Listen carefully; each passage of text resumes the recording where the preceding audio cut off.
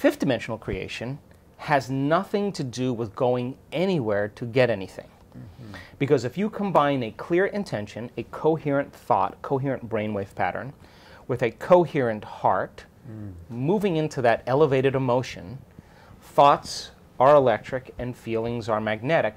The magnetism of this center becomes the energy. The intention is carried on that energy, and now you are broadcasting a new signature into the quantum field. Now, if it's done properly and you understand the mechanics, and I can't get into it in this show, but in fifth dimensional creation, you are not going anywhere to get anything. You are actually collapsing space and time, and you are drawing the experience to you. You are the vortex, because when there's a vibrational match between your energy and that potential that exists in the quantum field by tuning a radio dial, when you lock into that frequency, if you keep revisiting that energetic signature over again every single day, then you don't have to go anywhere and get it. The new job finds you. The new house actually finds you. The new relationship finds you, because you are the vortex that's drawing the experience to you. So if you're truly in the creative process, my definition of creation is when I forget about me. I become nobody, no one, no thing, nowhere, and no time. I become pure consciousness. And the moment I reach that elegant moment of the generous present moment, all possibilities in the quantum field exist truly when our brain and body are in the present moment. Getting there is the work.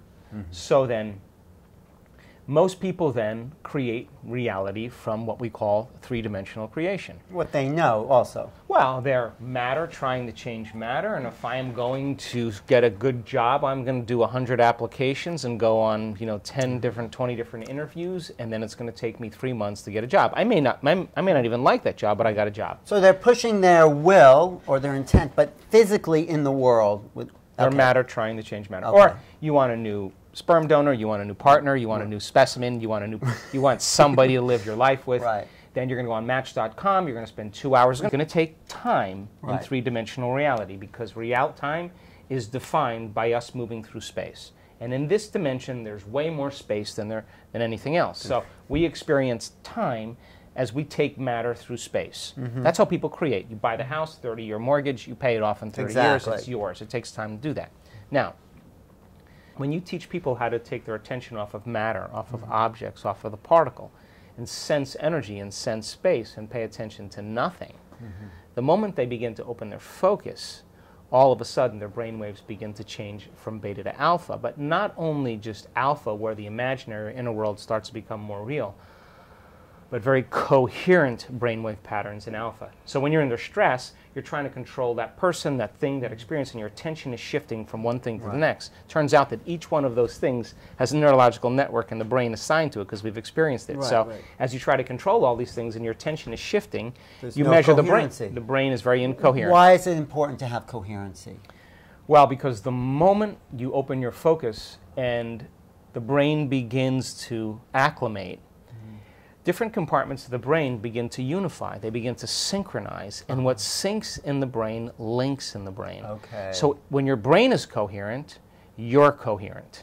When your brain is incoherent, you are incoherent. So we've measured this thousands of times.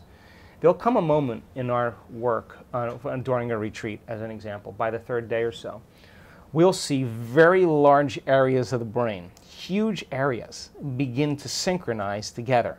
Then we'll see the left side of the brain talk to the right side of the brain. We'll see the front part of the brain talk to the back part. We see this kind of whole brain state start to take place. And I see it every time. And what happens when the whole brain is functional? You can walk around and look at that person, and you will see tears of joy running down their face. They feel so whole. They feel so complete that it's impossible to want.